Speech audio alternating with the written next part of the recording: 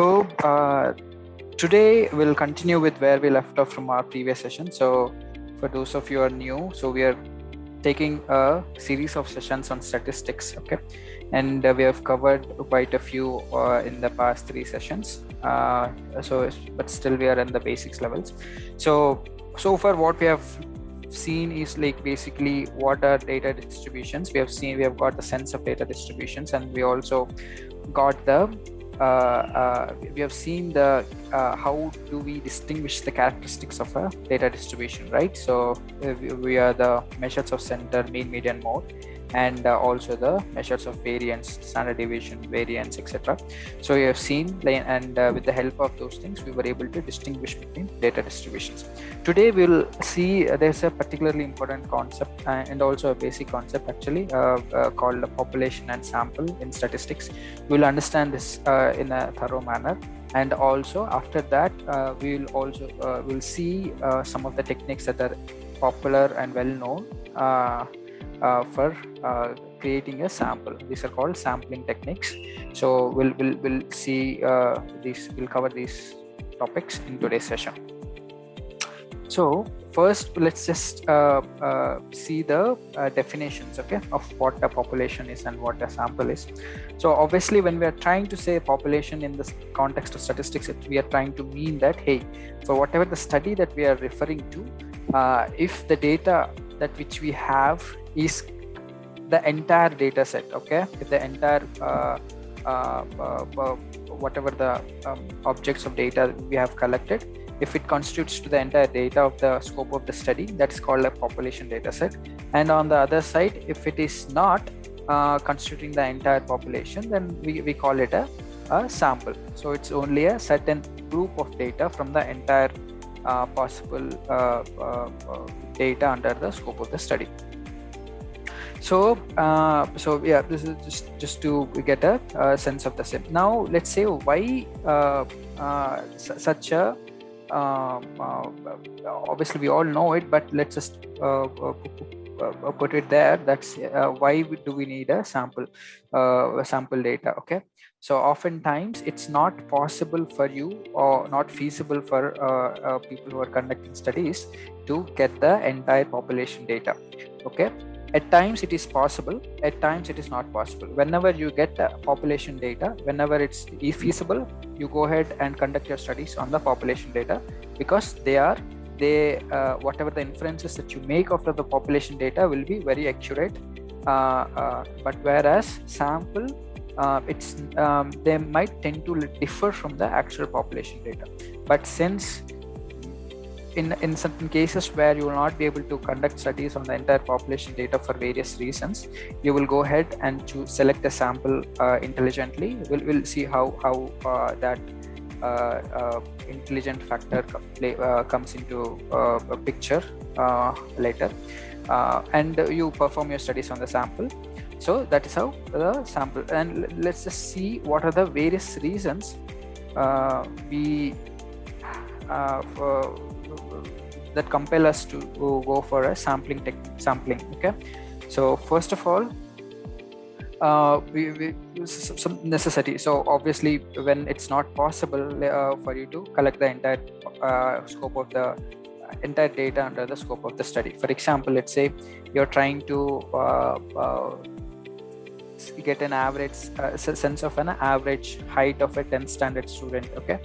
Now simply if you're only looking at a certain school, okay, and you can get it, so there are maximum few number of students in a certain school, you can get all their data and get an average height. But if you're answering the same question at the scale of a country, you can't possibly go, it's not practically feasible to get data of all the 10 students and the entire country, right? So in that case, you will not end up using the population data, but you will collect some samples from here and there, and then get an estimate, right, approximate of the population average. So that is from the necessity point of view. And also practicality, it involves same examples can be explained for this point as well. So collecting entire country's students data is far more complex than collecting a data for just of here and there samples. So, and also in terms of the cost effectiveness, conducting your studies on samples involves a lot less costs and time in most of the studies, and also from the point of view of manageability. Okay, so for example, all the statistical models analysis, they require some processing on the data. Okay, and if you have the data that is very large, okay, in that case your processing will take time. They'll not be very efficient. Just to give you one of the examples that which I came across. So some time ago I was working on a project called churn prediction model. So, and the data that which we had, okay, it's the CSV files, the Excel files have a certain range of data. This is related to the user activity of a so yeah, we were trying to predict churn for a online streaming music platform. So they have certain users and they want to predict churn for all of which of my customers will be churned in few months of time. And they have the data set which is of 38 GB. Okay, 38 GB of data, which is all in the Excel file, and of that almost like 30 GB of the data is coming from the user log data.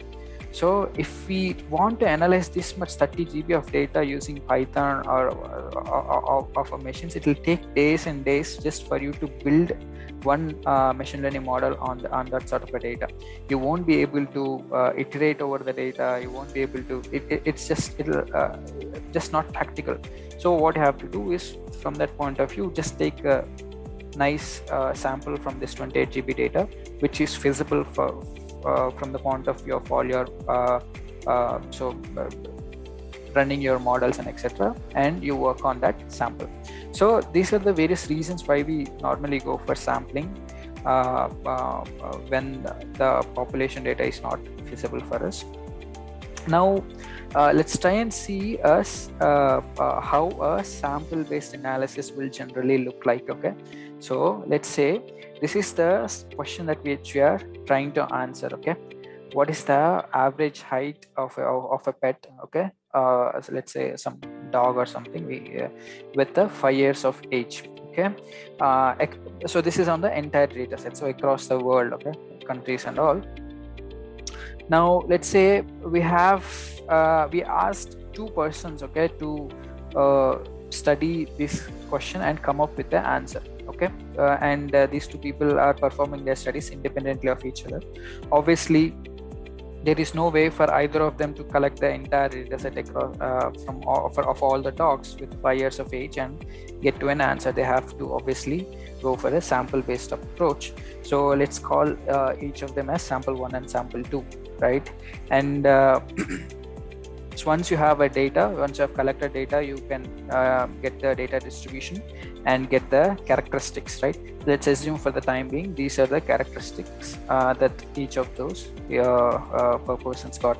Okay, for sample 1 we have 1.5 feet. Okay, so that is the average height of a dog that from the sample 1, and for sample 2 the second person got the average height is 3 feet. Okay, now both of them conducted the study, both of them got these two different answers, but what is the right answer? So I'm looking for one particular answer, right? So it shouldn't be dependent on how many people study. So if I have 2 more people incorporated and they take 2 other samples and they get 2 other answers, it will not work like that. So I need a specific answer.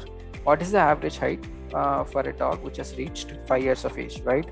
So when you work with samples, this is something that you come across. So depending upon the sample, your statistics, these characteristics of that sample distribution will change, so from sample to sample.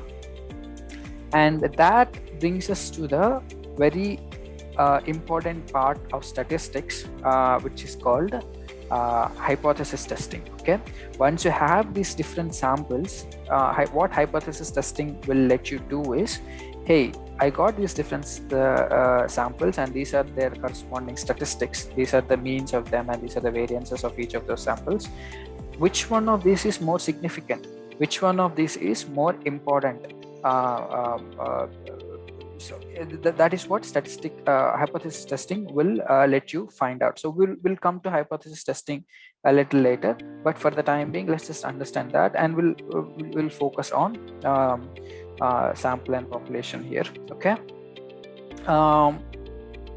Okay, and just I want to, obviously the population data itself will have a mean and variance of its own, just a specific number, right? It will not vary. So, and there are throwing some terminology here. So the difference that you find, okay, from the population mean and the any samples mean is considered as sampling error. So what let's assume that if obviously we don't know the value of the population, but it's just understanding that let's say if the actual population average is 2.5 feet, okay, and my sample 1 is showing as 1.5 feet, the difference of is 1 feet, that will be called as sampling error for my sample 1, and likewise I can calculate the sampling error for sample 2. And if you would recall, a few in one of my earlier sessions, I was talking about this term called estimate statistics and parameters. They use it depending upon the context which we are talking about. So these are nothing but the numbers that we typically use: mean, median, mode, variance, etc. We call them by these names, parameters. When we are referring these values to a population data, we call them as parameters. But when we are referring these values from a sampled data set, we call them estimates or statistics. So that is the just a naming terminology. Now that we know that given the two samples, okay, we can have different ranges of values, right? So here sample 1 is giving me 1.5 feet and sample 2 is giving me 3 feet. Which one is the right answer? There could be an extreme cases as well, where I could let's say in the example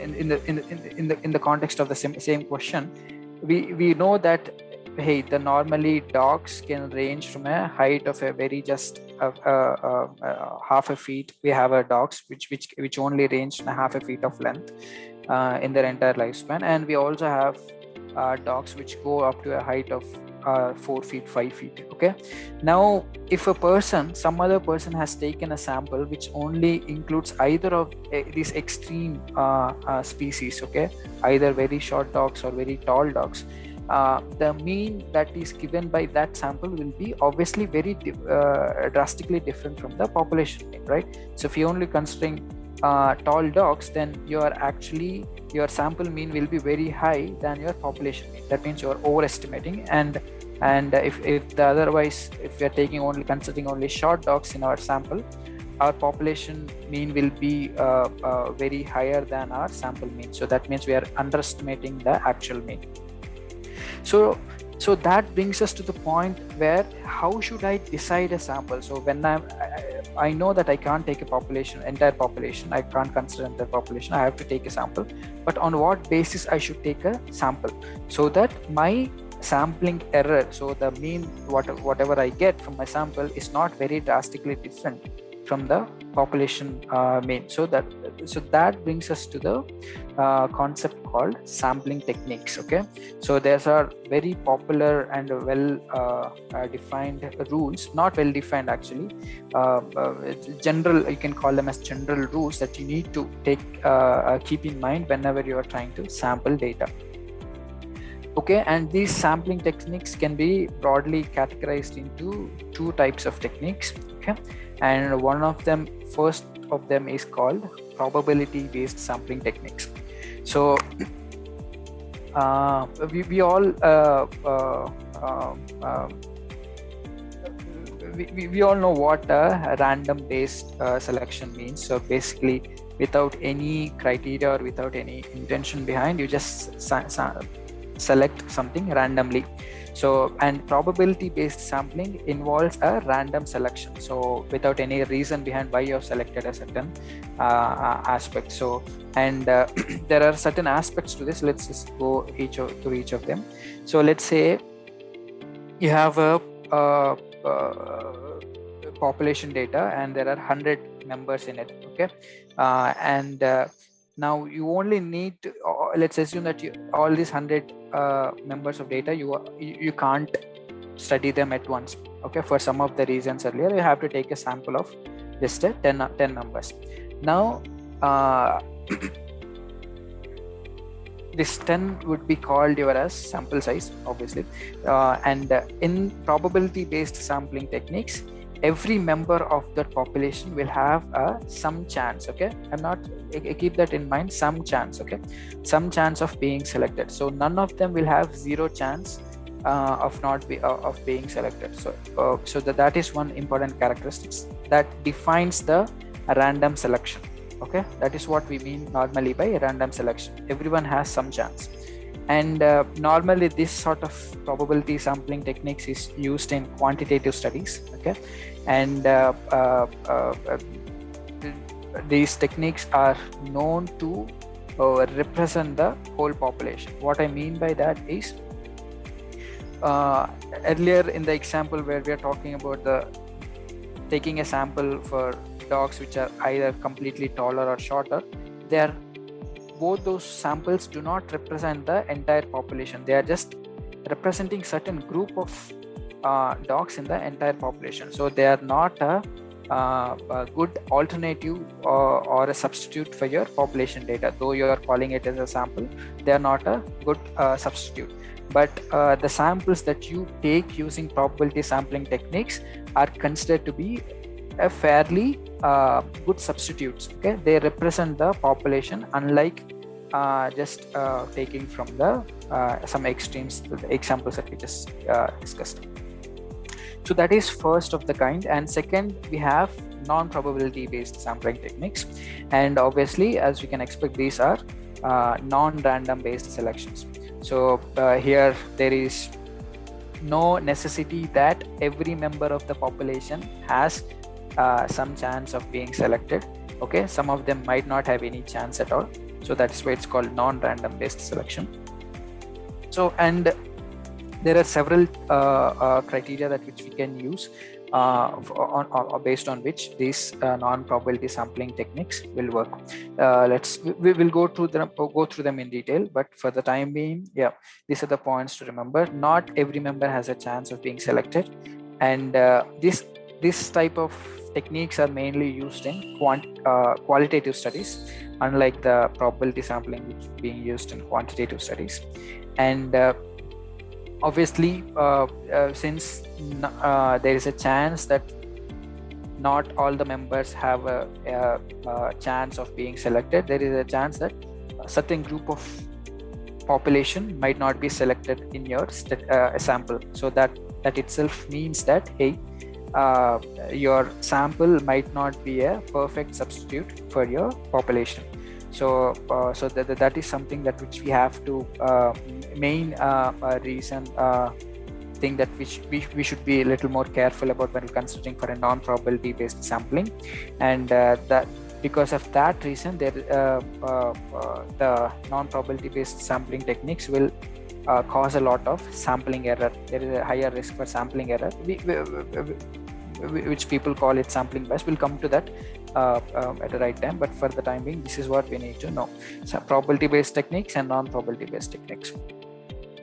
Let's go through a few of the techniques from each of these segments, probability based techniques and non-probability based techniques, quickly, and get a sense of the same. So under probability based techniques, we have first type of technique which is very popular is simple random sampling. So as we discussed, under probability samplings, every member has a chance in the population, and under this variant of probability sampling, every member not only has a chance of being selected, but the chance is equal for every member of the population. Let's say if there are 100 students and we have to select a sample of 10 students, the chance of being selected for every student is 1 by 100. So likewise, so it's just a simple random selection. There is this is first type of probability sampling, and let's move on to the next method under the same probability sampling techniques. So this is called systematic sampling. Okay, here let's first read out a typical example, and let's come to the definition from the example. Let's say you have a company of, let's say, some 1,000 employees. Okay, you have 1,000 employees, and you want to select 100 employees of these 1,000 employees. Okay, that becomes a sample, and you want to select the sample in such a way that you have numbered all these 1,000 people from 1 to 1,000, and you're just selecting at a certain random interval. Let's say, hey, give me the employee with the number 6, and then add 10, get me 16, get me 26, get me 36, and likewise. Okay, so there is a criteria behind that, right? So we are just going at a regular intervals of 10. Then why is that? Why the interval has been chosen as 10? It's no reason. So it's just obviously again a random selection, but there is some what we say criteria or pattern, okay, behind how you select that sample. So this type of sampling is called systematic sampling. And one thing that we need to keep in mind while going across this sort of a sampling is that we need to make sure that the population data doesn't have any important patterns inside it, which our criteria, the going at an interval of 10, is missing out. Let's say, for example, all the 1,000 employees that which you have under you, let's say they are all in they're numbered in such a way that all the initial numbers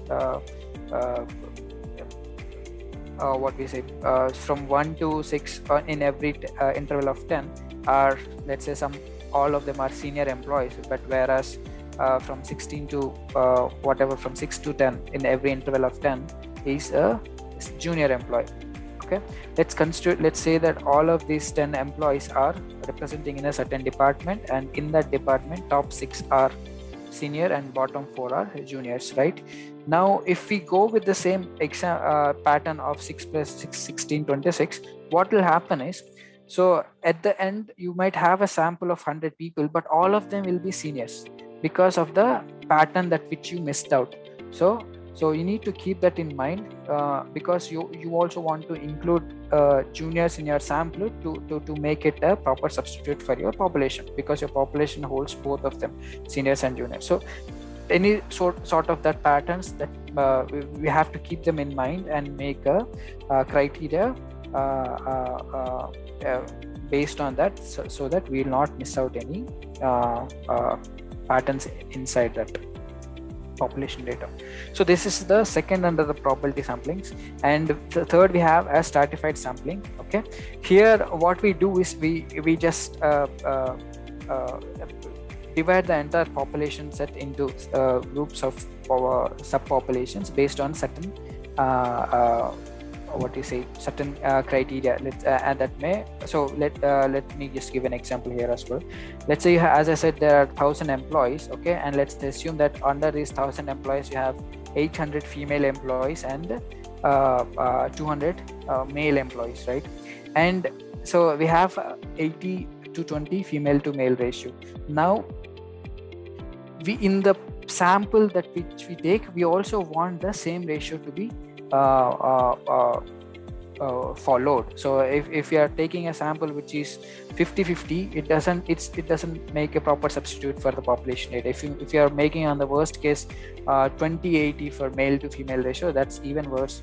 So we need to keep that in mind. So what we can do is, hey, so I'll split the entire population into groups of 2, males and females, and I'll take the equal number, so whatever the ratio that I have to take, right? And those number of people from both these groups, and I'll construct them as my sample. So that sort of a sampling is called stratified sampling, and this sampling technique is normally used whenever we are trying to in machine learning. There is a problem called classification problems. In those sort of modeling problems, you will go ahead with this stratified sampling. So anyways, so that is the concept behind stratified. It basically allows you to draw more precise conclusions by making sure that every subgroup is properly represented in the sample that which you have taken. So, and next we have a similar one which is called cluster sampling. So what we do here is, earlier we just split the population into groups based on a certain value, right? Here gender. So here what we'll do is we'll split the entire population into subgroups, and each of these subgroup is a actual proper substitute for the entire population. So unlike the earlier one where we have only certain gender, group is not a proper substitute for population. Here each and every group is a proper substitute for a population, and you randomly select of all the groups that you have made some groups that which will constitute your sample size. So a typical example for this would be, let's say let's say a certain company has 10 branches in 10 cities, okay, and the male to gender ratio, okay, male to female gender ratio is equal in each of these 10 offices, 10 branches. Then you can consider them as individual groups. You don't necessarily have to club them as all your female employees from 10 cities and all your male employees from 10 cities and take them.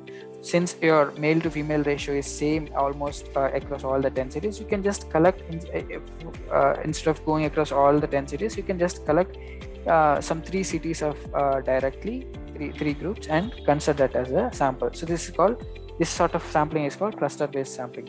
So these are the 4 techniques under the probability based techniques. Let's try and quickly see what are the techniques under non-probability based sampling. So under the non-probability samplings, as we know, important thing to they are not random. That means certain people will not have any chance of being selected in the sample. So first of those kind is convenience sampling. So this depends upon the convenience of the person who is studying, okay, and he will only choose the ones that are more convenient for him as a sample and perform the study on that. Okay, so that's pretty much that. And non-probability, a second technique under the same is voluntary response sampling. Here, instead of the person who is studying reaching out to the people which are convenient to him, what he'll do is this is the other way around to the first technique which we saw. Here, people will reach out to the studier. So let's say if a person who is studying just sent out a survey form to everyone, but only people who are interested, right, in taking a survey will actually go through the survey and give the data to the person who is studying. Let's take a quick example here. Let's say let's say a certain student body, okay, in a university wants to know that, hey, what are the some of the problems students are facing, and etc. They want to get an opinion on that, okay, and now they send out a survey form to the entire university, but only people who are actually considered about these problems. So obviously, so there might be problems, but not everyone will be concerned so much about it in the students. Only there will be a certain group of students who will be concerned more than the rest of the students. So only these type of students will likely to send out a survey and be the they have the chance of being the sample data. So and that sort of a thing, normally a voluntary response sampling. And third of this kind is we have purposive sampling. So what here happens is, so the same example, let's take the university, the survey example, but here instead of knowing the problems for all the students, okay, you are trying to know the problems for only certain type of group of students, okay, certain group of students. Let's call, for example, obviously there are some physically challenged students in the university, and we want to know what type of problems that they are going through. In that case, it doesn't make sense when you're studying the problems on a certain group of people. Doesn't make sense for you to float your survey to the entire students, right? So the person who is in charge will send out the survey only to those certain select group of people. So the reason behind that is it is inherent from the study that which you are making.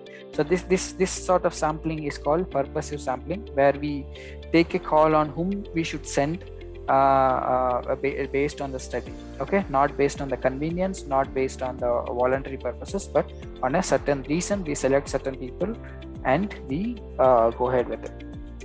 And last of the same non-probability sampling techniques is something called snowball sampling.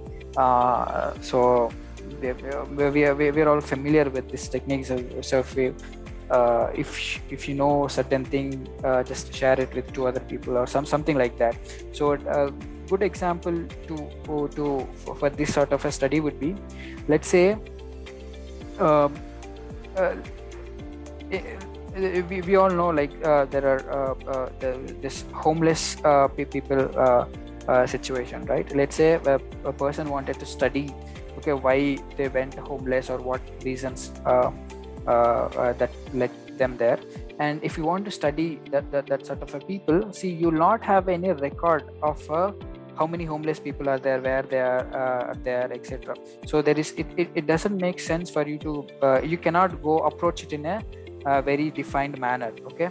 You have to maybe reach so in that sort of a situation, what will happen normally is you will reach out to a few of the homeless people and get the survey from them and ask them to pass on this survey to the homeless people that they knew. So this something like that, okay. So each of these sampling techniques that which we have discussed under probability and non-probability based techniques, they hold a certain importance. Which sampling technique you have to use depend upon the type of study that you're trying to make. So that is on the so those are the few techniques under based on which we can create a right appropriate sample that can be used as a substitute for our population. Now let me close with this last point. One of the main part of statistics, okay, is to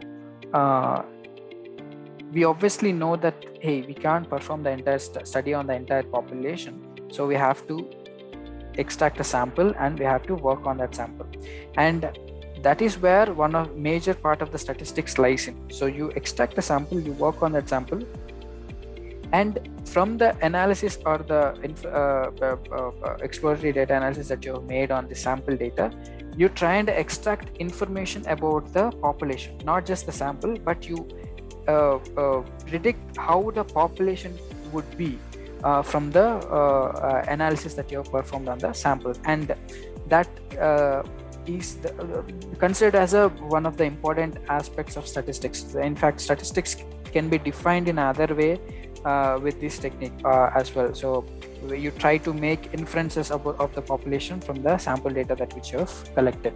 So this is all I had for today.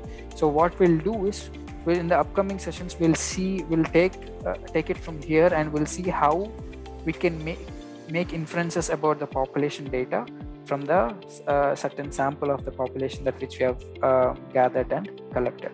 Okay. And yeah, before closing, I want to quickly open up for any questions that you might have. Let me know. All right, I think that's it. Then we'll stop it here.